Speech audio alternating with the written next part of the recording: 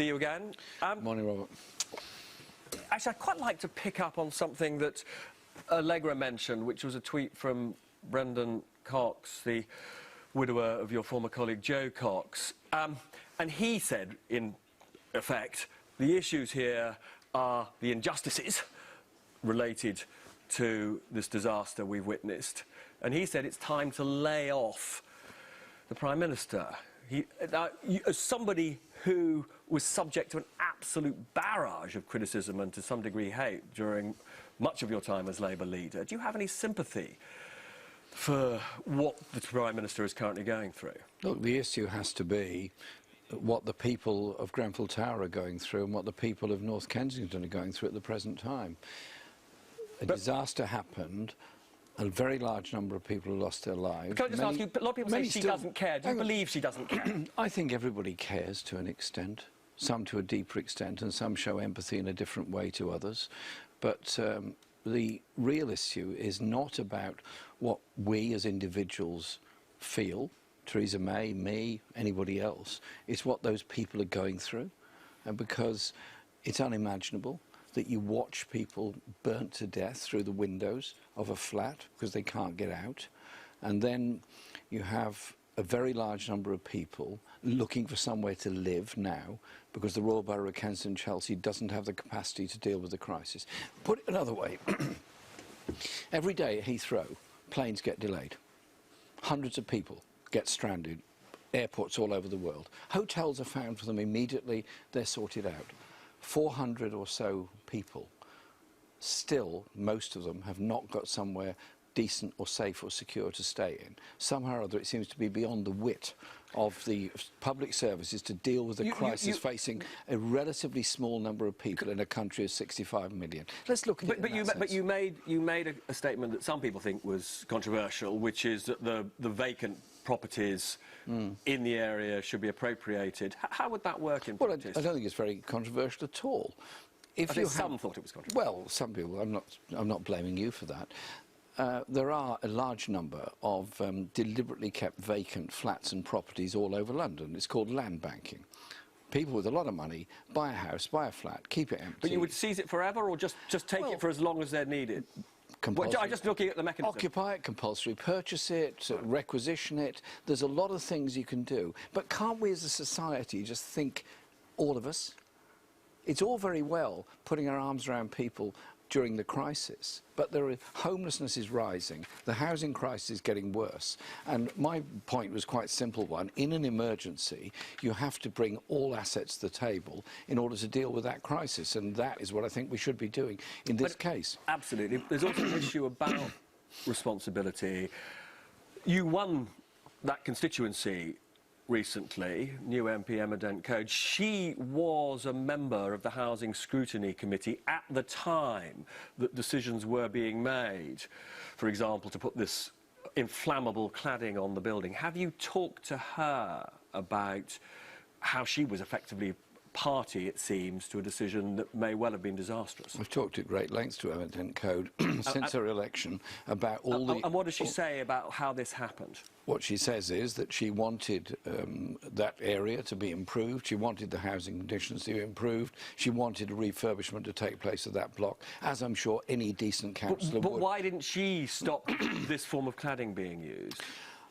I don't know what information was put before that board about the safety or otherwise of that cladding. The cladding is only one part of the problem. It is a major part, possibly, but not the only part to it. There are also issues of fire safety. There's also the issues of accessibility by the fire service because they didn't have a high enough ladder. There's also issues of the information that was given to tenants and the effectiveness or otherwise of an alarm system. I think we also should just be grateful and recognise the community response actually helped. Muslim people at prayer were awake because it's Ramadan. They rushed around the building trying to drag people out. The community responded in a wonderful way. What's good is the response of all of our emergency services. Fire, police and ambulance were incredible. Paramedics were absolutely brilliant. What is less effective is the Royal Borough of Kensington and Chelsea, because they seem to lack the resources to deal with a crisis of this magnitude in their borough. Yet they are the borough, the country's wealthiest borough. And just briefly, before we go to a break, Labour was in power from 97 to 2010. Much of the sort of governance structure, the separation between councillors and the management organisation, was in place for all that time. Do you hold the previous Labour government accountable at all for what's happened? The inquiry must look at housing structures. In my own borough, we did have a period in my own borough of Islington where the housing service was separated into an arm's-length management organisation. My councillors brought it back in-house because they believe democratic accountability and efficiency requires it to be directly run. I would want the public inquiry to look at the issue of housing structures, because those that manage public sector housing must be accountable, and an arm's-length organisation is inevitably much less accountable. So just to be clear, the governments of Blair and Brown got some of this wrong? I was never in favour of arm's-length management organisations anyway, and as I think it's well on the public record, I did have some criticisms of some of the policies followed by the previous government. But to be fair, that government did put a very large amount of money into decent home standards, into refurbishment and improvements. I don't understand why that particular block, Grenfell Tower, was not done a very much longer time ago. Jeremy, please stay with us, because we've got lots more to talk to you about after the break.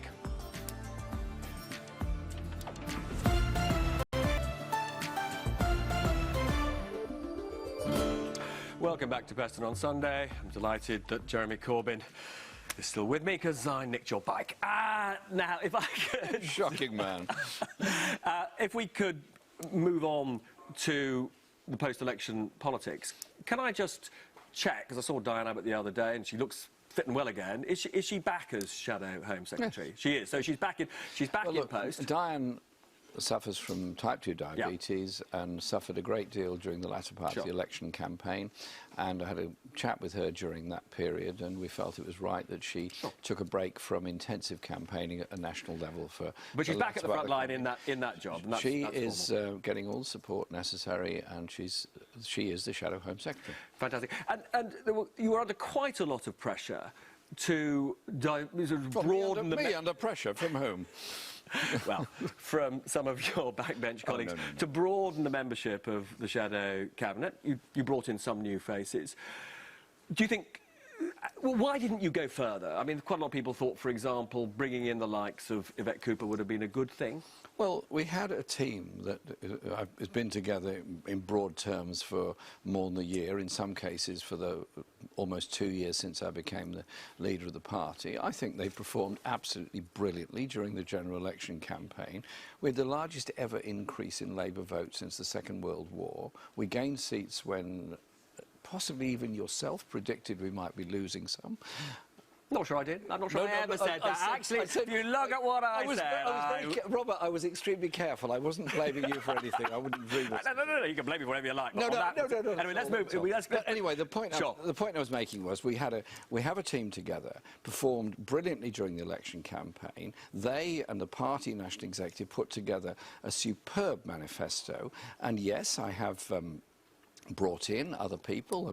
Owen Smith has come in as Shadow Northern Ireland Secretary, and I think that's the right thing to do. He has experience there. He was involved in the Northern Ireland negotiations before, during the period of the Labour administration.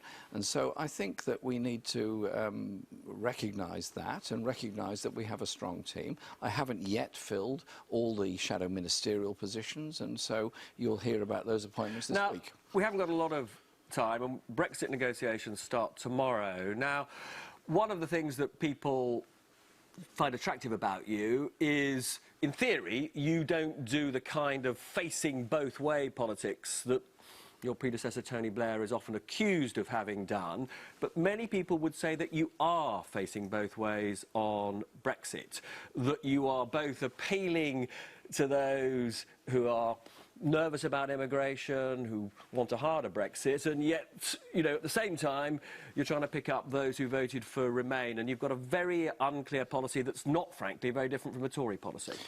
I think our policy is pretty clear. It is about tariff-free trade access to Europe. It is about... Which is what the Tories say they want. Well, except they threaten to walk away if they don't get the deal they want. But is that the only difference between you and the Tories? No. Our priority is protecting jobs and investment. Our priority is protecting trade. Our priority is protecting EU nationals' rights unilaterally to remain in Britain, and obviously asking European countries to do the same, and protecting the rights that we've achieved through European Union membership, employment and environmental and a number of others.